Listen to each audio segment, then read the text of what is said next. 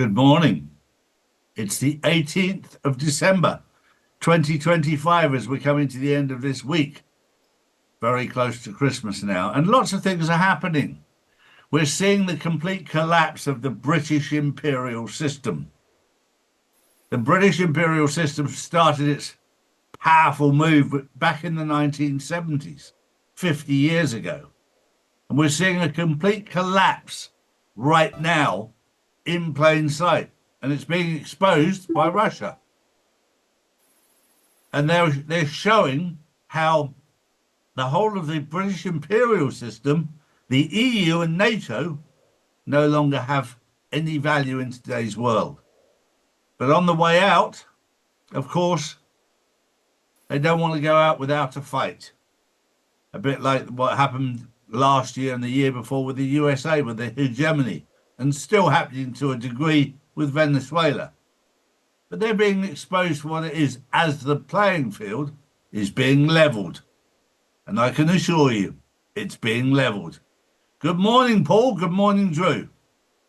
Good morning, everybody. Well, straight into my first story. Australia is launching a sweeping crackdown on hate speech following the deadly Bondi Beach attack that killed 15 people. Prime Minister Anthony Albanese announced tougher penalties for hate speech that promotes violence, new offences targeting extremist preachers, and expanded powers to cancel or deny visas to people who spread hate or radicalisation.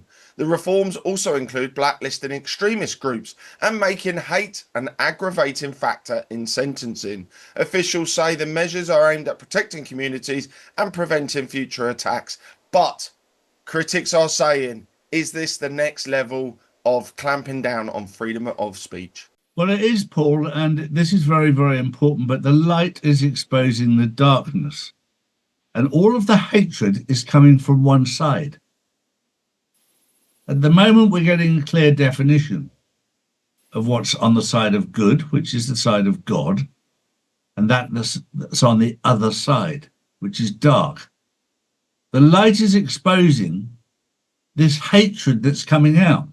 I'm not seeing hatred coming out of the Christian side, the godly side. It's not coming from there. There's love and embrace coming from the side of God. The other side is pure hatred. It's driven by hate.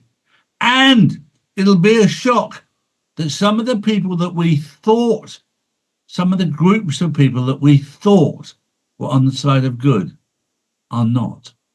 They're on the side of evil. It's a big eye-opener right now, and the light is exposing the darkness. Drew.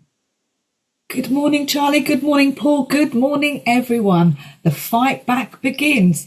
Britain is uniting like never before after historic events that saw millions from England, Scotland, Wales and Northern Ireland flood the streets of London. The people have spoken. What's next? This is what's next. A huge announcement on May the 16th, 2026. The four nations will come together once again in the heart of our capital for the largest demonstration of national unity and strength this country has ever witnessed. We will send an unmistakable message to the establishment, to the globe, and to the world watching us. Britain is awake. Britain is united. Britain is unstoppable.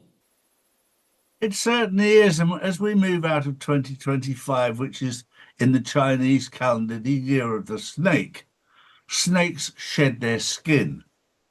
And that's what's happened in 2025.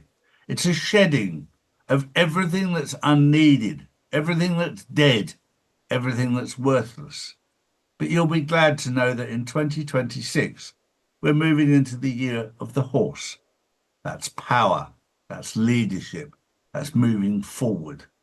So things have been bad for this year, and we know that. We've lived through it. We've survived it. So look forward to 2026. There's a lot coming down that's going to be very, very interesting. One thing I would say as well, as we go through the different phases of the awakening, there are 5 distinct different phases. And I can go through those. The first one is your personal discovery, that you've woken up to something is wrong. The second one is a system awakening. the institutions, the mainstream media, you start to see how corrupt it all is. The third is energetic. Your frequency. You can see things are changing, you can feel it. Your fourth is your consciousness. You realize that life is like a mirror, it's a reflection. You get out what you put in. The fifth one is the embodiment of everything. You're no longer observing it. You're no longer a non-playing character. You're also at peace. This is a very, very important part of your awakening, the different phases. And when you're awakened, you'll find that you can't watch movies that you watched before because of all the virtue signaling, because of all the hidden messages. You see them all. You feel completely detached from it. But it's a good feeling, I can tell you, because you find peace. Paul. Well, my next story is one that just keeps on rearing its head. It's been 18 years since Madeleine McCann vanished, a case that continues to haunt the world and raise unanswered questions. Now, an ordinary citizen researcher from joc.org.uk says they are preparing what could be the most detailed update yet. Drawing on years of independent investigation, they claim new evidence and analysis may shed fresh light on what really happened. Well, that's a very, very important story, and I take my hat off to just an ordinary citizen.org.uk. This is establishing the truth. The light is exposing the darkness. One of the saddest things to me is for 18 years, we've heard about Madeleine McCann disappearing. We've heard very little about the 1 million other children that have disappeared since then. The question is why? I'd like to get to the bottom of it, and thanks to jaoc.org.uk. Thank you guys for doing the hard work. God will bless you for your work. We're very, very grateful.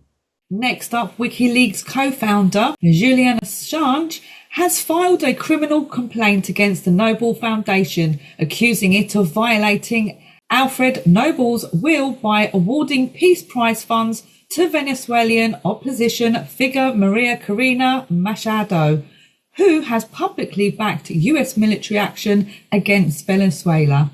The complaint submitted Wednesday in Sweden argues the prize must promote peace and not to be used to justify war or foreign intervention.